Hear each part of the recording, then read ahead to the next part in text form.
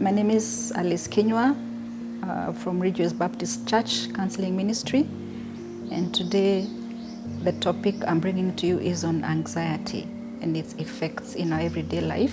What is anxiety? We have all experienced anxiety at some point in our life, but do we really know what it is? Anxiety can be described as an emotion characterized by an unpleasant state of inner turmoil, often accompanied by nervous behavior such as pacing back and forth, somatic complaints, and overthinking.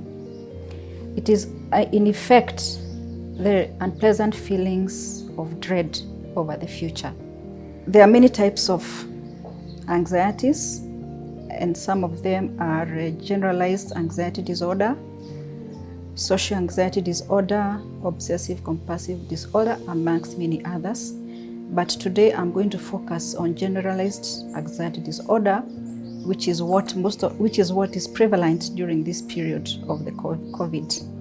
But anxiety can also be good because it helps us at particular times, like in a situation where one is at the risk of losing their job, and the anxiety propels them to work hard or to make improvements so as not to lose their job. So anxiety can both be good and can be bad depending on the situation. What are some of the symptoms of anxiety? Nervousness, restlessness or being on edge, sense of impending danger such that everything in the future looks like it's negative, increased heart rate, hyperventilation, sweating, excessive worry, sleep difficulties, e.g., problems falling or staying asleep, muscle tension or muscle aches, and concentration problems. These are just a few. There are many others. What are some of the causes of anxiety? They could be environmental factors, e.g., in your job or at school, where students suffer anxiety, especially during times of exams. It could be when one is going through a financial stress and doesn't know where the next meal is coming from.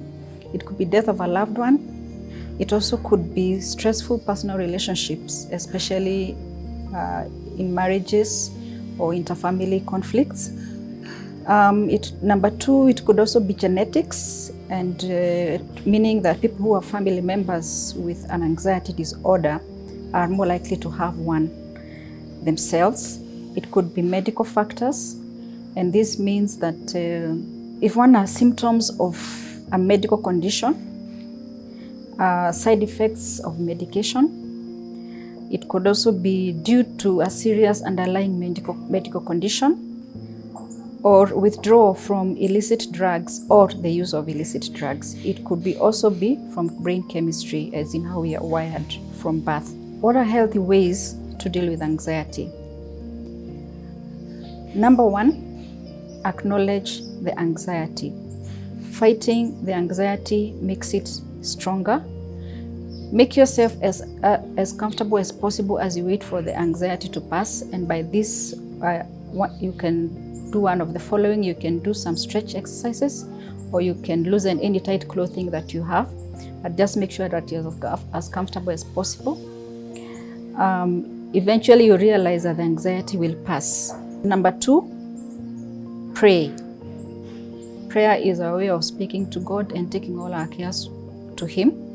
And in relation to this, I'll quote the Bible verse: "Do not be anxious about anything, but in everything by prayer and petition, with thanksgiving, present your requests to God." That is from Philippians 4:6-7. The third way we can deal with anxiety is distraction. When you feel your anxiety setting in, look for ways to distract yourself. It is very hard for anxiety to continue feeling the anxiety in your mind when you shift your focus to something else.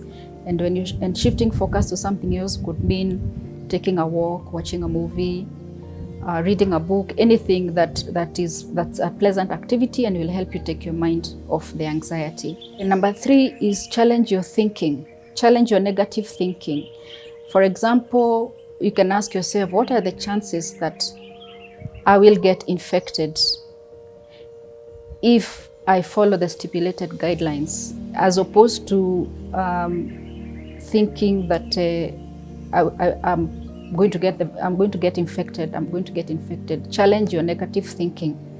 Identify your triggers, and by this it means when you feel anxiety setting in, what is it a thought that brought in the anxiety? Is it a smell? Is it a sound?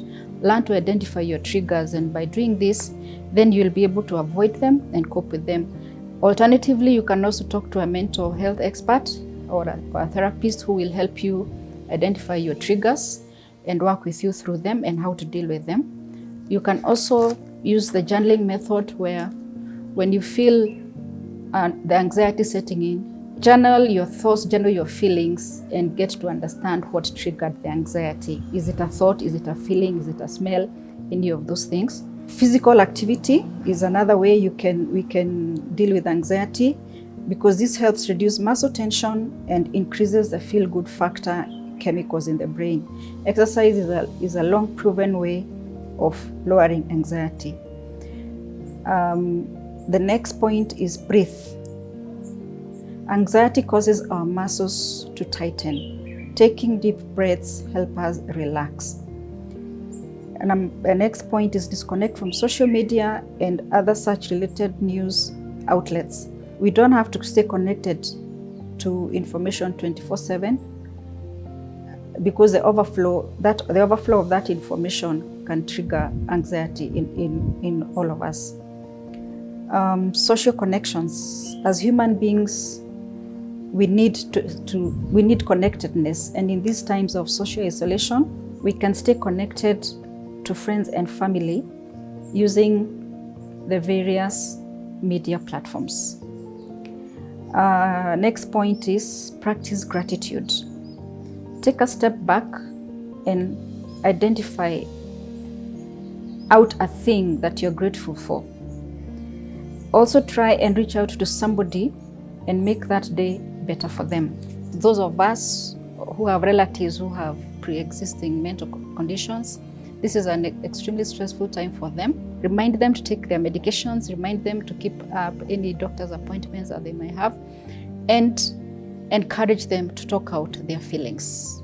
Anxiety takes away our control and increases our levels of uncertainty. How do we then take our control back? Ensure you have morning and nighttime routines that are consistent. Avoid checking news or going online before you sleep. Have one activity a day that feels joyful. If you have extra, be generous. Giving is always pleasurable. And in conclusion, I'll leave you with the following quote. The good news is that no matter how dismal the current situation is, we are assured by God that this too shall pass. Stay safe.